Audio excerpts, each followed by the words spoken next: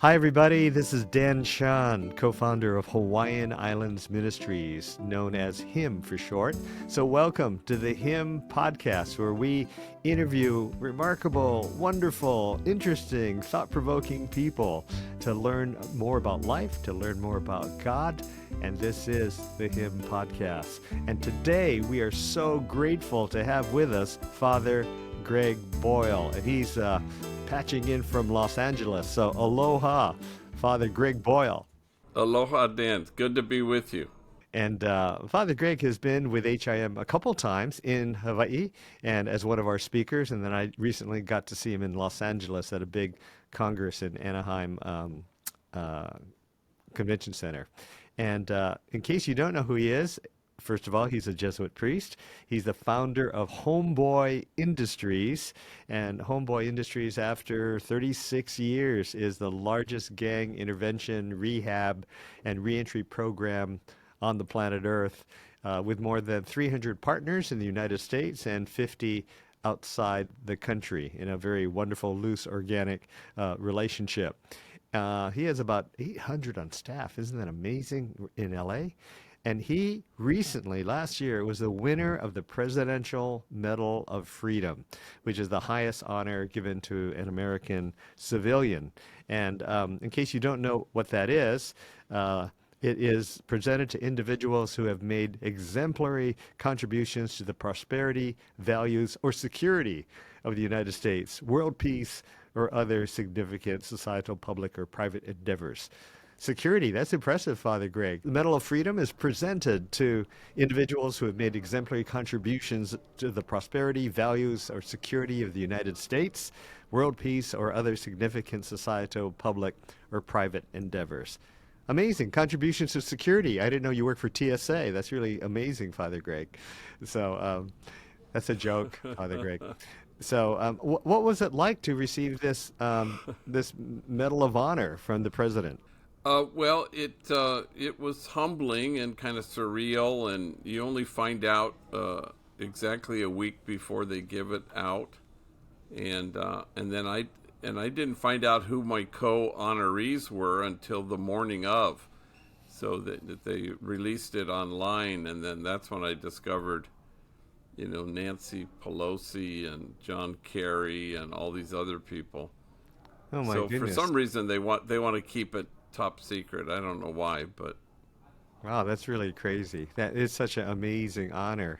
And I'm sure they're not just Democrats. That sound like two Democrats you mentioned, but it's, yeah, well, yeah, yeah. there were former Republican senators too. So Oh, great. So, yeah, just to do a quick background, not everybody grows up to want to be a priest. How did you decide to become a Catholic priest and a Jesuit too?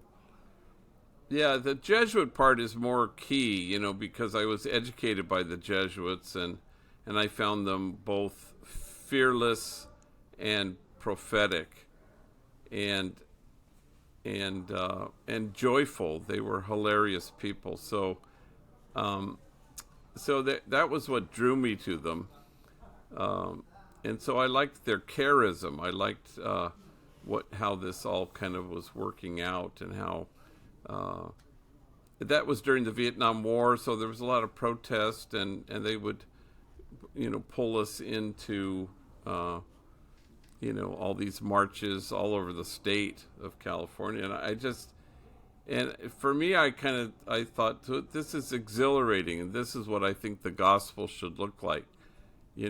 Jesus says, "My joy, yours, your joy complete."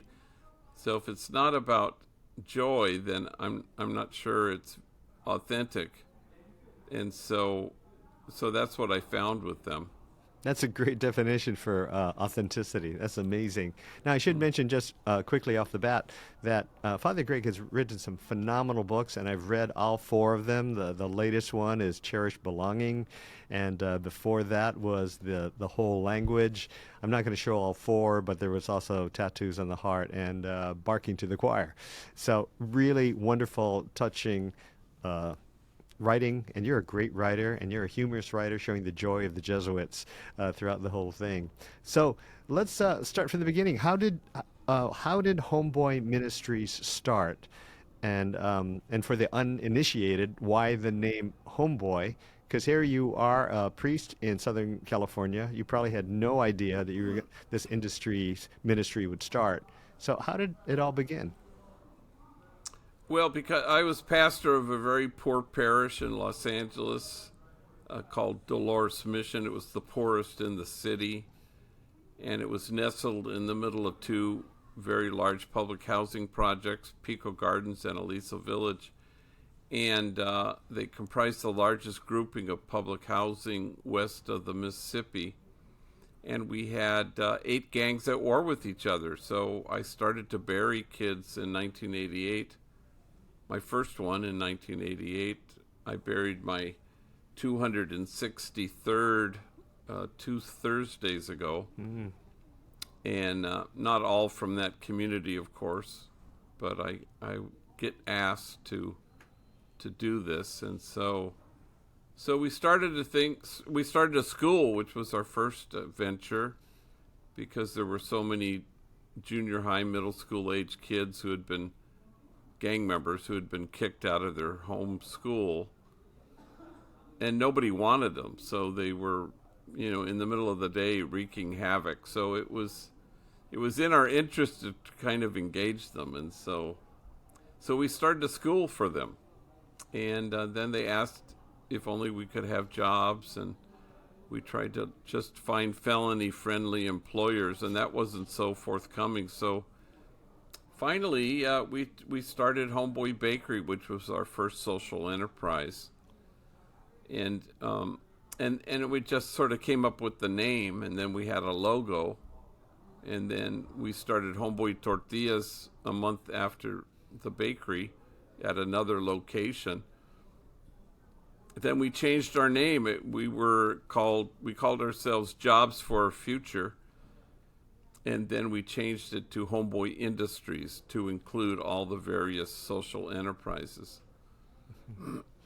And also, homeboy, for those who are uninitiated on this, is a very strong familiar term among the gang members. And to be a homie means you're somebody who you're loyal to and friends with, correct? Yeah, connected, and it has nothing to do with really gangs so much. I mean, because gang members will say, oh, do you know Mr. Gomez? He's my math teacher. And then they'll say, that's the homie right there. So it's a person with whom you feel connection and affinity and a sense of, like you say, loyalty, but also somebody who you trust. Yeah. So, Father Greg, and the school, was it a formal like DOE school or a charter school, or it was just an addendum to school to help them in math or reading or history or Yeah, whatever? no, it was a charter school, and we were part of it. Initially, we were part of another network, and then we've kind of branched out on our own. So Yeah. that school, in a sense, has been carried on uninterrupted for 37 years. So, but it was, really an alternative school. We had kids graduate from it. Fantastic. Yeah. Now, what's incredible today, according to your latest book, nearly 10,000 people a year walk through the doors at Industries, wanting to explore a new life. I mean, that's an incredible number, Father Greg. Yeah, so there are 120,000 gang members in LA County and 1,100 gangs. And I suspect that there isn't a single gang member of that 120,000 who don't know where we are or what we do. And so, our program doesn't exist for those who need help. It's only for those who want it. So you just have to walk through the door, as many have just today. That's crazy. 120,000 gang members from 11 or 1,200 gangs. That's Yeah, quite a imprint on the population in Los Angeles. yeah, Um, it's huge. I mean, we're the gang capital of the world. Really amazing. Now, for those people who are wanting to start a ministry or being entrepreneurial for God, it wasn't an easy beginning for you all, right? Because in October '99, you started. Well, that's when Homeboy Bakery burned to the ground, right? What a huge setback. Yeah, so we'd been operative since 92, and then 99 it burned to the ground. But it was, an electrical fire. But it happened during the first 10 years of our existence. And, um, that we really experienced a lot of hostility during those first 10 years. Uh, Bomb threats, death threats, hate mail, and mainly because people had so demonized this population. So it was a short hop to demonize me or us for helping gang members. But So initially we thought the fire was arson, but they determined pretty quickly that it was natural causes and an electrical fire. But that was the climate was how much they hated. The friend of our enemy is our enemy. So it was really astounding. It's hard to retrieve the memory of all that because it was so long ago, and we haven't had any such hostility since those early 10 years. But then everything changed, so overnight with the bakery burning down, the LA Times the next day announced that Homeboy Bakery is really owned by the city, you know, and so we should all rally, and people did. It's why we're in our current headquarters, is because people stepped up and really donated so we could buy this property and then to build this property. it's hard to believe that people would demonize you for trying to help the city. I mean, for the first 10 years. That's so crazy, right? But it's also kind of tells you something about the nature of demonizing, where society will insist there's an us and a them. And and and this is where we've gotten into trouble, I think, even people of faith, where it's kind of about good people and bad people, and I don't think God sees good people or bad people. I think God sees my people, my children, and the more we can sort of see as God sees, the better off we'll be, of course. But that's kind of, I think, what happens. And so, but that was kind of writ large in those early years, because, and we're starting to see it again, I think, in our country, where people call each other monsters and evil, and gang members have taught me so much about human nature, and about how, as I mentioned in the book, that the two principles that we embrace the most here are everybody's unshakably good and we belong to each other. And so it's God's dream come true that we create a community of kinship such that God might recognize it, and where everyone belongs. Yeah, and belonging is so important. So, your two unwavering principles, as you said, is everyone is unshakably good, no exceptions, and we belong to each other. Now, some would ask, what do you mean unshakably good? Because there's some bad dudes in the world. Well, I don't think there are bad dudes. I think that's who people are. They're unshakably good. I never want to quibble about it. I never want to say essentially good or largely good or potentially good. They're unshakably good. So that's who they are. Now, whether people operate from that, whether people know that, whether they acknowledge the truth that that's true, that's another story.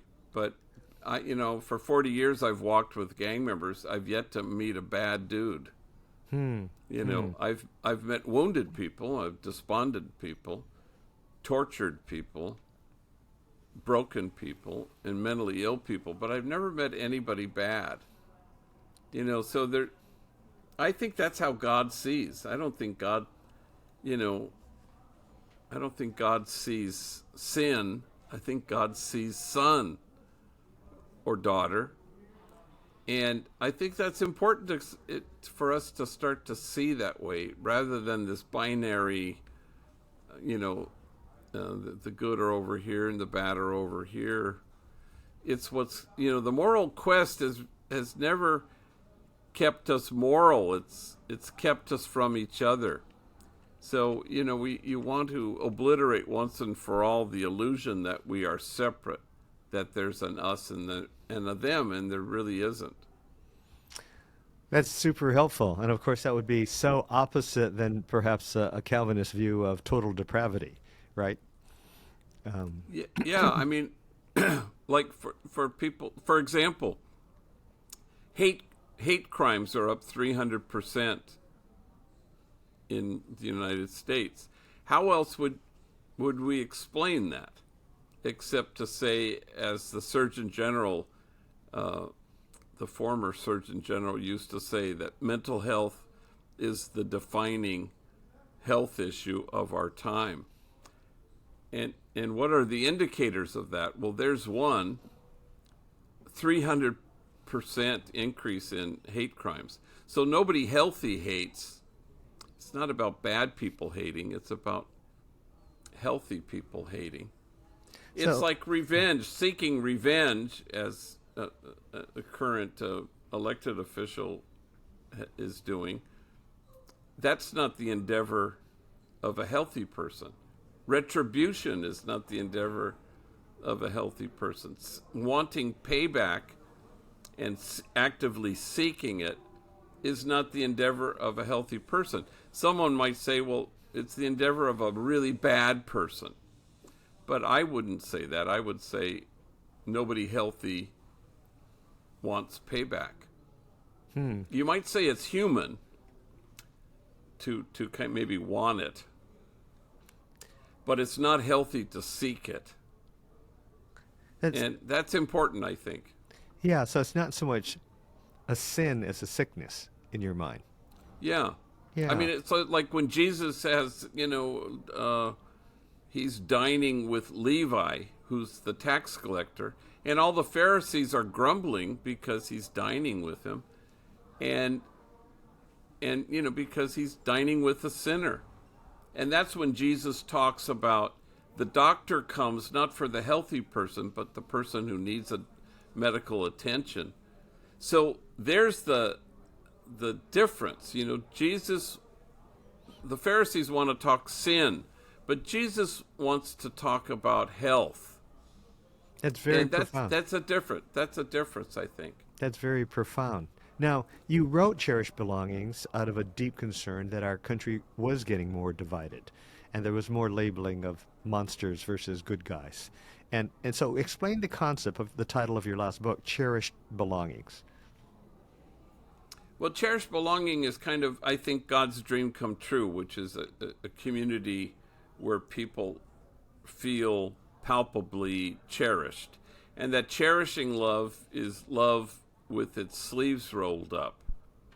And how do we somehow, we receive the tender glance from God, and then we choose to be the tender glance in the world. We notice the notice of God, and then we choose to be that notice in the world. Like a homie who ended a email message to me. He said, "Today I will surrender into the arms of God, then choose to be those arms." So I think that's the dynamic. It's not about, uh, that's God's hope, I think, for us, is to create a place of inclusion and nonviolence and unconditional loving kindness and compassionate acceptance, which is to say, all the things that matter to Jesus is what we hope to embrace so that God's dream can come true, which is the kingdom becomes a reality. Can you think of a story offhand? I'm sure you have many vignettes of a homie who came without God and without love, and then slowly you could see a transformation of like, I think I'm starting to get it. I think I'm starting to get it. Yeah, I mean, last night I gave a talk at Claremont McKenna University, and I had two homies. And as I watched them up there, they are such wounded souls, and had been to what we in California we call the youth authority, which was very young offenders who have done very serious crimes. And the youth authority doesn't exist anymore in California, but that's where we would send people who were too young to send to prison, but too committed crimes too grave to send them to, regular juvenile probation camps and such. But I'm watching them and I thought, these guys have been healed at this place. I don't want to say that I transformed their lives, but I do want to say that transformation happened here. Everybody was giving them a dose. Everybody was helping them feel safe and seen and cherished. And so it's just remarkable to hear their stories after both having been in a very brutal detention situation in the youth authority when they were quite young. And now, and I remember what they were like when they started here, you know. And there's a kind of a sense, where we use the expression, oh my God, they were driving me crazy, or I had my grandkids and they were driving me crazy. Well, Homeboy Industries drives people sane. And that's actually what happened with these two, where they were really quite damaged souls, but they learned how to transform their pain so they didn't have to transmit it anymore. But they're two amazing examples, and they inhabited the truth of who they were. They found their true selves in loving, and it was really it moved me to tears to watch them get up and speak in front of everybody, and and it was very tender, but unrecognizable from the first day they walked into this place. There's something about being held and people seeing you, because all of these guys and women are used to being watched, but they're not used to being seen, and there's a big difference in that. Did they come in not only bitter towards life, but either disbelieving or bitter towards God? Is that hard for them to make that, Kierkegaard leap of faith? Like, okay, maybe there is a loving God. Maybe there is a loving Father. Is that a very difficult transition? Yeah, I think so, because when the hand you've been dealt is so brutal, and they all kind of gave up on believing in a God because they had this causal relationship, that God brings everything, and even the notion that God delivers. And so they kind of go, well, why am I not being delivered? And why are all these horrible things being showered down upon me? And no parents, and there was a homie who his mom used to put cigarettes out on him and hold his head in the toilet and flush till he nearly drowned, and kept him chained up in the backyard for an entire summer, 3 months. Never let him inside the house, and he was chained. When she finally unchained him, he ran away from home at 9 years old. Imagine. So once you insert a notion of God there, you go, God never protected me from this horrendous abuse. And then I think, you start to help people, introduce them to a notion that God protects us from nothing, but sustains us in everything. And then all of a sudden they feel, especially if they're being held in a community of tenderness, then they start to feel the sustenance of God that is utterly reliable. So it's not about how things turn out or whether, you know, somebody lives through a car accident or not, because that's a setup all the time. Because homies will always send me pictures, a text that has, look at this car. I was in this car with my 2 kids and not a scratch. And then they'll say God is good. And then I think, and if one of the kids had died, what would you have to think about God? It's a setup. As opposed to say God sustains me and carries me through everything. And things happen in life. Cancer, car accidents, drunk drivers, poverty, things happen. And we're meant to roll up our sleeves to kind of help each other.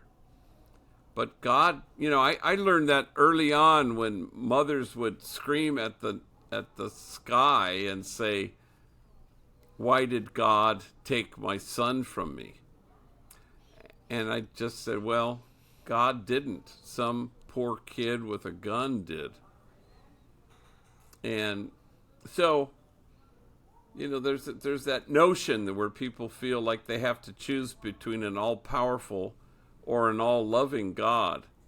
Whereas I think you choose a God whose power is in this sustaining love, no matter how things turn out. Wow, that's very profound that God sustains us, doesn't protect us from suffering, but he'll sustain us in all of our suffering.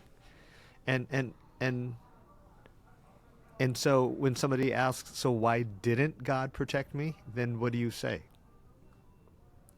I don't think God is too busy loving us to protect us. Now that may not be satisfying to people, but it's a love that sustains, which means it's going to carry us through. Mm-hmm. I asked a homie, how do you pray? And he thinks for a second. He goes, sometimes I just sit there and I say, hold me. And then he looked at me and he said, because we're not very good at holding ourselves, which is of course true. But then we choose, as that homie had said in the email, we choose to be the arms of God in the world, which is what God hopes will happen. So, but then you don't, here at Homeboy, we don't do success or failure. We don't do disappointment. All we try to do is a consistent love with a no matter whatness. No matter what they do, no matter what they say, our response will be love. We're not trying to create a behaving community, but a community of cherished belonging. And so we don't ever withdraw, because our God never withdraws. Yeah. No, that's really good. I love the quote you did of Mother Teresa or Saint Teresa of Calcutta. If we have no peace, it is because we have forgotten that we belong to each other. Yeah. Hence part of your cherished belongings. So here's a question. You had mentioned that you buried 263 homies. And probably some of those homies were killed by other homies that you knew. Yeah. And when I think of that Bible verse of Galatians 6:9, do not be weary in doing good. How do you keep on keeping on, Father Greg? That it's got to be like, oh no, another one got shot, or another one did the shooting, or another one left Homeboy Industries.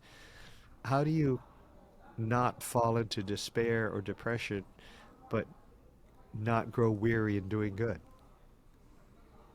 Yeah, I think if it's about me, I will grow weary. If it's about success, be prepared to be weary. But you don't go to the margins to make a difference. You go to the margins so that the people at the margins make you different, so that they can reach you, and so that your heart can be altered. And that's the hope, is that somehow you can be anchored in the present moment and delight in the person in front of you. And then you breathe in the spirit that delights in your being, and then you breathe that spirit out into the world, and that's exhilarating. And so, but it's depleting if you make it about yourself.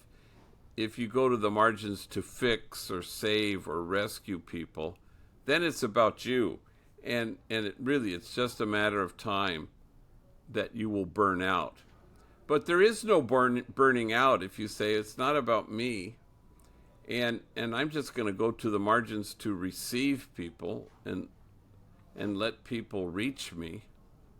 And then it's about us.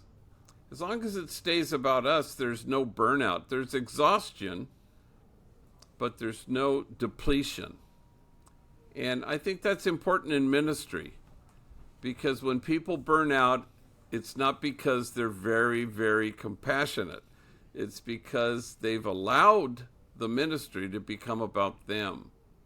And it can't ever be. Now, that's not to say, it has to be about God. That's not what God is hoping for. God is hoping that it be about kinship and connection and God's dream come true.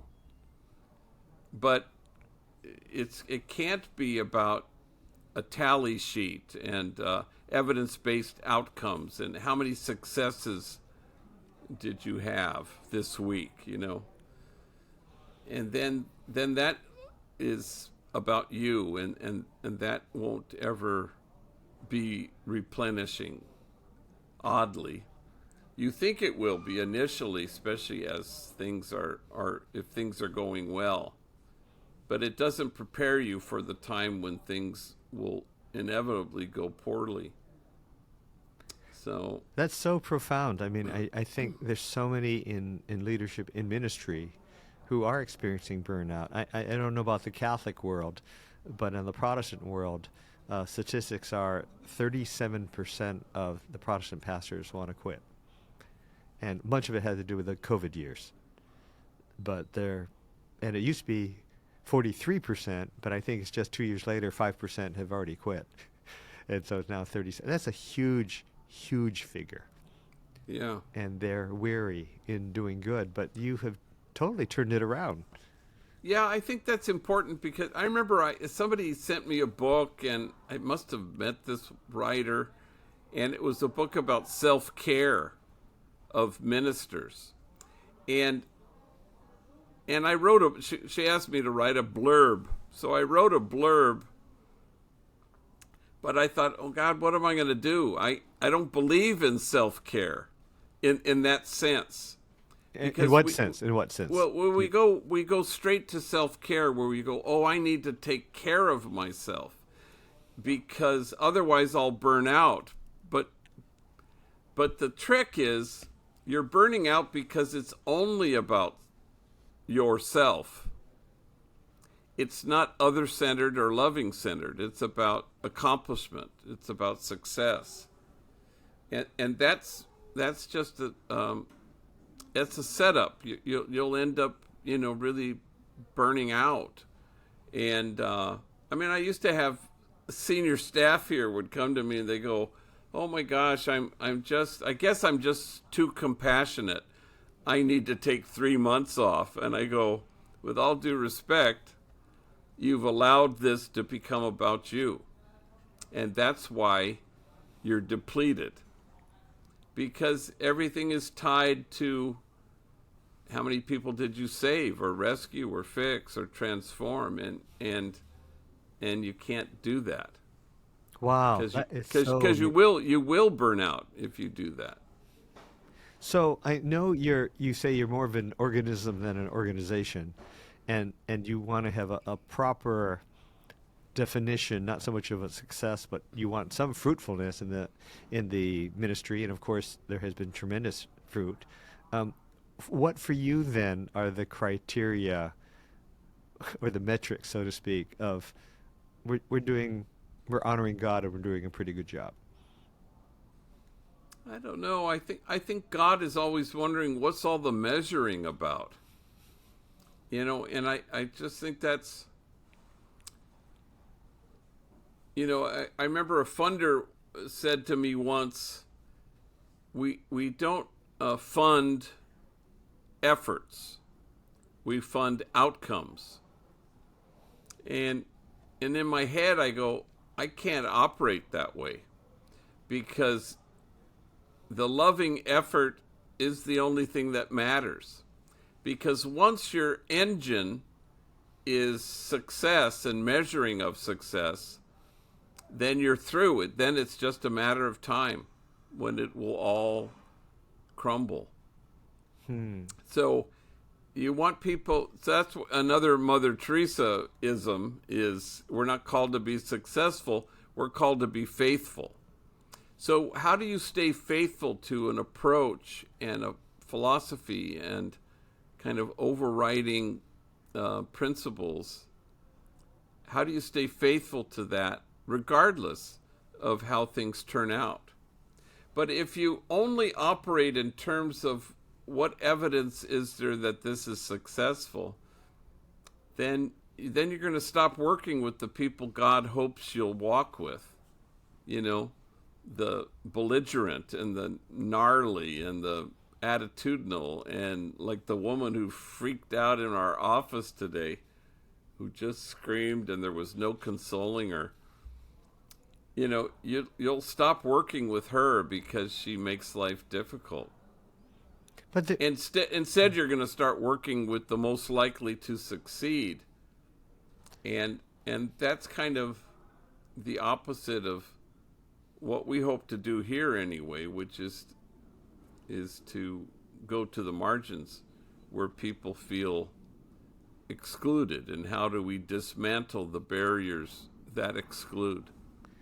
wow, I mean, this is crazy revolutionary, Father Greg. I mean, I get it, but you don't have any, I don't know what the word is, metrics or analytics of saying, we helped X amount this year, which is great. Is 10% more Yeah, than last year, or you don't yeah, have.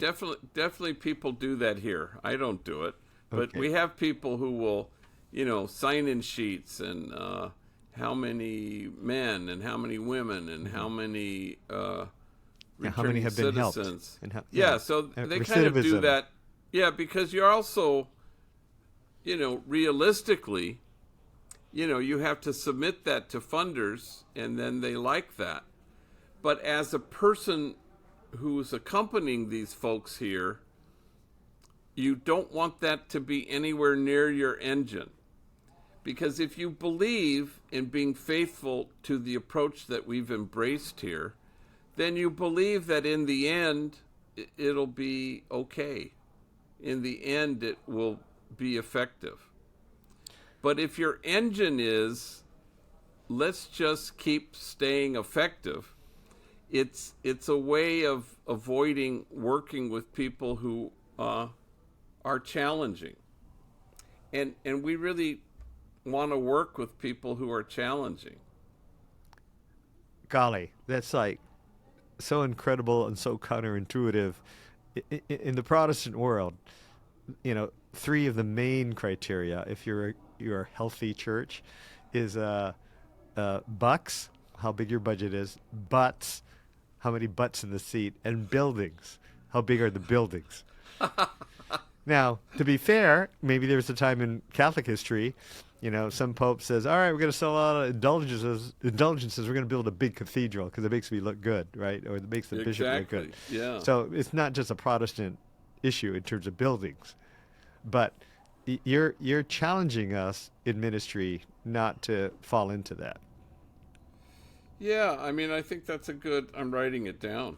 Uh, Books. Oh, can you quote me in your fifth book? yeah, As, please. as, as my good friend Dan Chun told me the other day, he talked about butts and Yeah, and bucks and yeah, buildings. yeah, exactly. The three B's. Yeah, the Yeah, killer there bees you. of Hey, ministry. those are the killer bees Oh, of you can write ministry. that down too, Father. Yes. Oh no, that's good. The killer bees. Excellent. Okay. I will remember this, Dan. Hi, this is Dan Chun. Sorry to butt in right now, but I just wanted to say, hey, if you want to keep following this show, could you become a subscriber and just hit the subscribe button?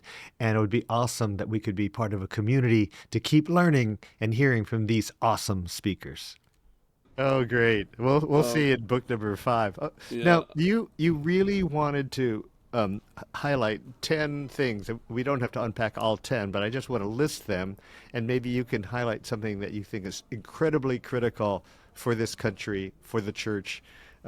And you mentioned that God is in the loving, God is inclusion, demonizing is always untruth, we belong to each other.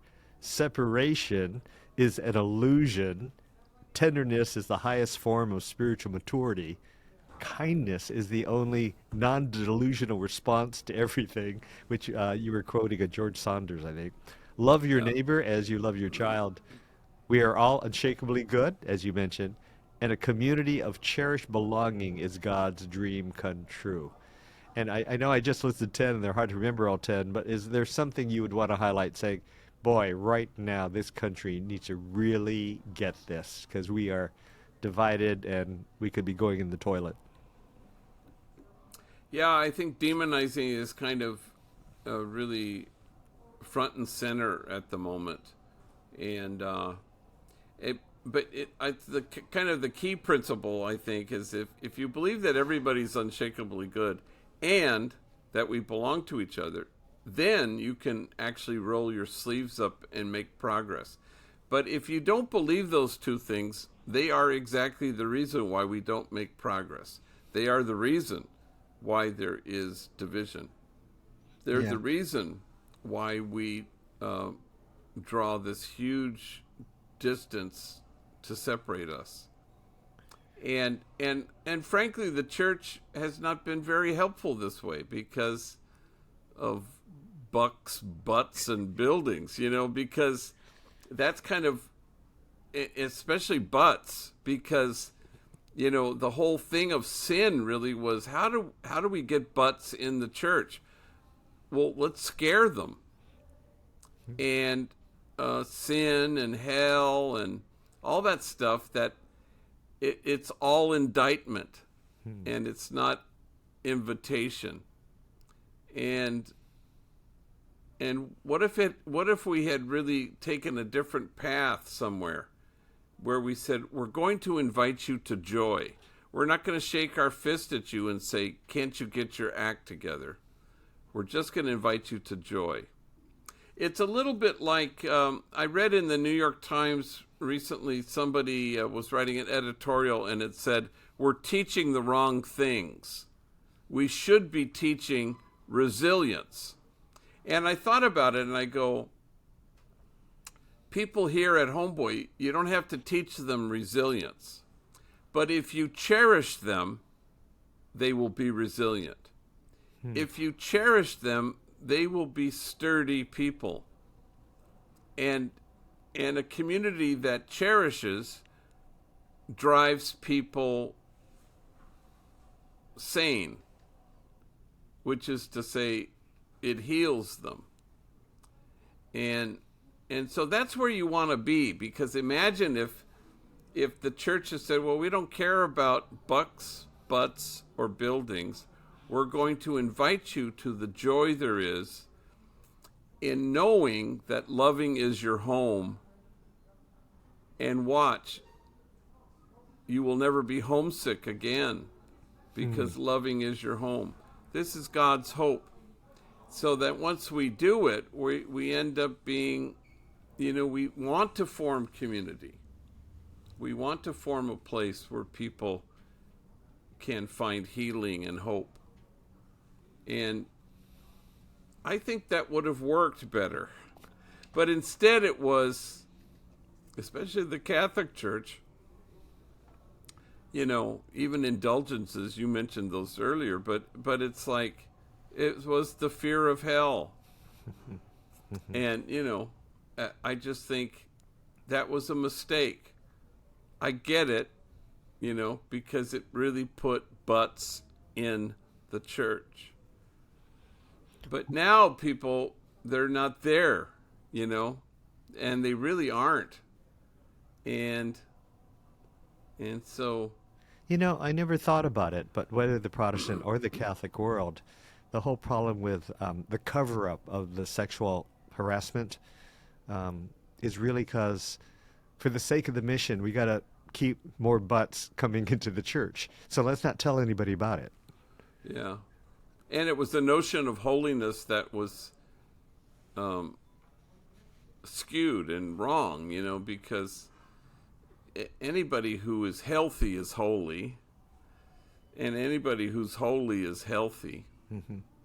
And so we were fearful of all sorts of things, and so how do we walk each other home to wholeness and wellness and and health, so that people can help each other in a concrete way Do, to get there and to heal and to so, like, especially the division in our country right now, everybody thinks you know uh, different tribes hold different views, but the truth is, we all are just held by anguish. And at any given time in our life, sometimes, the anguish is on a continuum of severity. Sometimes people are really quite anguished, and others are healthier enough to be able to help soothe the anguish of the people who are heavily weighed down by anguish. But none of us are well until all of us are well. And so, how do we, you know, really just dedicate how do we choose to soothe? And that's soothing. The soothing presence is really so essential here at Homeboy, given that everyone who walks through our doors here comes with what psychologists would call a disorganized attachment.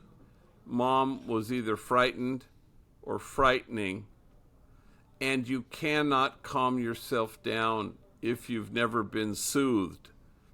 So you enter a community that holds you and soothes you so that you can soothe yourself and others. And Meister Eckhart would say that it is a lie, any talk of God that doesn't comfort you. And we kind of only half believe that, because we think God wants to shake his finger at us mainly, or is eternally disappointed with us mainly. But no, it's all invitation. It's not an indictment. Our God just can't take his eyes off of us. So get used to it. But so we think it's a one false move God, rather than the no matter whatness of God. So, what would be a very practical first step in talking to a family member or friends or whoever?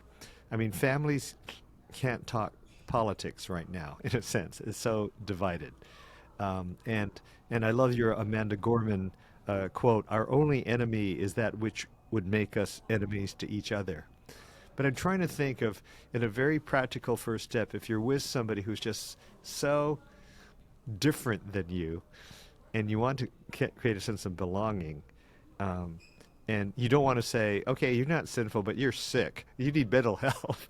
you know, what would be a first step in your mind of starting the journey towards cherished belonging? Because we're not asking to join a community or join the Homeboy Industries or a church. We're just trying to solve a relationship. Um, any suggestion for that?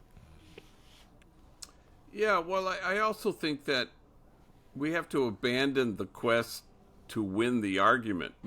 Our own egos want us to win the argument. I want to be able to bring him over to my side of the Hmm. block and Hmm. to my way of thinking. You have to kind of abandon that quest because that's um, not worthy of us. But if we can just kind of say, let's just love each other. I mean, love never fails, and nobody could prove anywhere that it actually did. In the end, it's always victorious. And so if you just kind of love, then it kind of makes the ground fertile, you know, and then people are then they start to let go of things. But even, you know, all the things that we contend with, it's not the mental health part is not you are diagnosably crazy or something. It just means, you know, sometimes we're not as healthy as we could be, so and so that's important. Nobody healthy hates. Nobody healthy throws a Molotov cocktail into the home of Governor Shapiro in Pennsylvania. Nobody healthy has ever done such a thing in the history of the world. So that's important to underscore. Even though when the governor was kind of had a press conference and says this is not okay. Well, first of all, nobody rational or healthy has ever done such a thing. So we're basically saying that message, this is not okay, to who? Are we Yeah. are we preaching to the choir, or it's an indicator. It's telling you somebody is not well. And how do we intervene, and how do we love in such a way? And there was I read reports this morning that the mother of the guy who did this had been reaching out for a long time. My son's not well. And it was kind of went to deaf ears. So none of that has to do with a bad person doing a bad thing. It's an unwell man doing a bad thing, which it doesn't co-sign on the behavior. It doesn't excuse the behavior. But if you can explain things, then maybe you can be helpful. Wow. And there is a bias, isn't there, against mental illness versus if somebody breaks an arm or has cancer. It's interesting if there's a physical ailment like you have cancer or you broke your arm, people are quickly compassionate. But if it's a mental illness like, oh, he's really depressed or he's schizophrenic or autistic, then they kind of back off, like, I don't know what to do with that.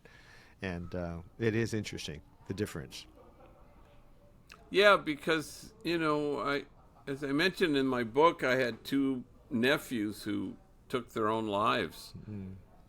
8 years apart, and they really inherited a mental illness from their father, and they didn't choose this illness; it chose them, and so my heart goes out to Donald Trump, and I have only compassion because he did not choose to be ill. But you don't have to be a psychiatrist to know that he's ill. But you do have to be well to know that he's not.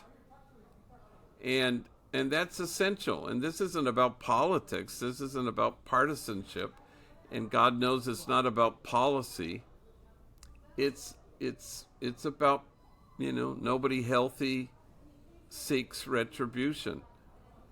And you go, yeah, that should be a clue to us where we go, whoa, and which calls into question fitness, but none of it has to do with right or left or red state or blue state.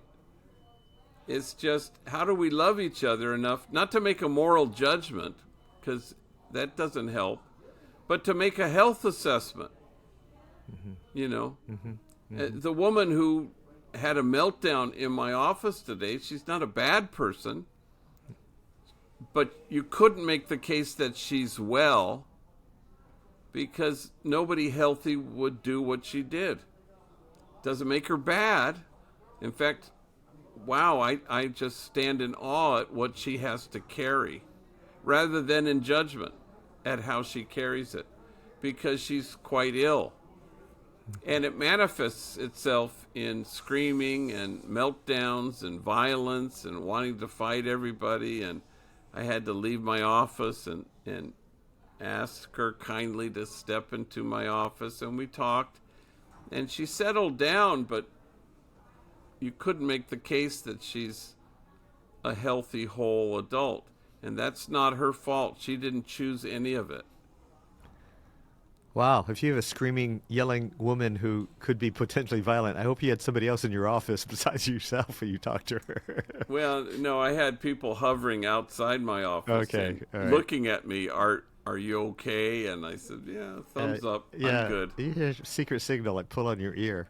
So I want to close with this one thought that if we could end with just the topic of, not just, but the topic of the love of God. You write that God doesn't smile at us. God adores us. And God doesn't frown either because God's too busy adoring us. And we are invited to love what God loves. And I thought it would be a nice close to say how our life, if we could lean towards the Lord of love and have his eyes, maybe our life would be different. Yeah, they would be joyful and you'd be fearless if you really knew the depth of that love. The problem is we think God is saying, as I have loved you, love me back. And God never says that. But as I have loved you, so must you have a special love and care for the widow, orphan, and the stranger. That's what we hear. And that's a big clue to how our God is generous and inviting us to be the generosity of God in the world. To surrender into the arms of God and then choose to be those arms. And that's the idea, but sometimes we get stuck. We think that God is as puny as we are, where I will love you, but you have to love me back. And that is not how God operates. It's just love. And one day you'll feel the warmth of it, and it will alter your life forever. Well, amen on that, Father Greg. And I just want to say thank you so much for making time for this podcast and to have a chit chat with me. And in the midst of screaming women in your office and other things, and in the throe of loving people who at times are not at their best. And thank you for being a beacon of love and hopefully mental health to many people. And just really appreciate you taking the time for this. And I love you, Dan. And, yeah. You're a great man, and I appreciate talking to you. And I hope to bump into you before too long. You're right. That would be awesome. But don't hang up, because I just want to do a quick aloha to our listeners and viewers to say thank you so much for being with us. And I hope you come back again next week. And also, if you so choose, it would be nice if you subscribe or follow this show, or if even in your heart you want to give a little gift to help this show be sustainable, that'd be awesome. But to everybody, thank you so much. Thank you, Father Greg. Thank you for being part of the Hidden Podcast. And I'll see you all later. Aloha and God bless.